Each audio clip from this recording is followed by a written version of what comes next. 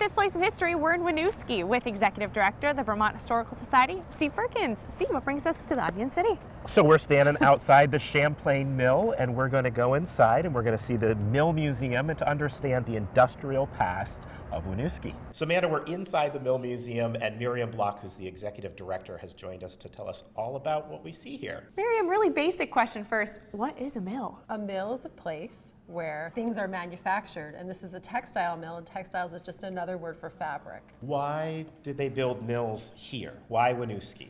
Because of the water power. The Winooski River is right outside and there's a drop in the water. This area is a great area for water power as a resource. And what are we standing in front of? What is this piece of machinery here? This here is a power loom. So it weaves fabric.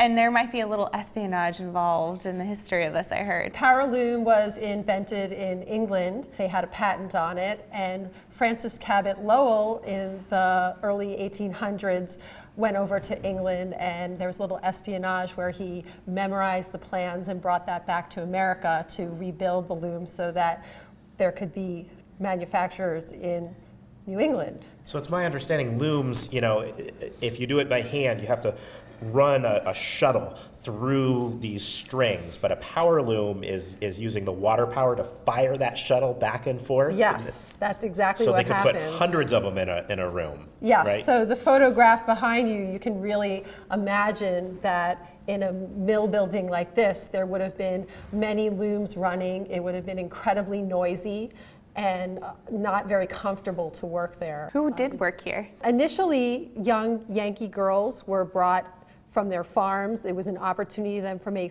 make some extra cash. Like in Lowell, Massachusetts, and many places, they were concerned about their wages, and the mill owners didn't want to give them better wages, and so they wound up hiring lots of immigrants and immigrant families to do the work.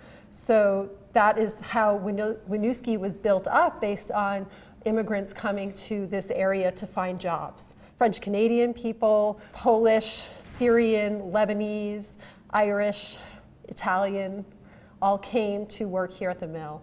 You have a couple of exhibits that show child labor here in the mills. Can you speak to that a little? Yeah, so the families, the immigrant families that came here, they were making very small wages, and the entire family had to work, including the children. So we have a collection of photos taken by Lewis Hine.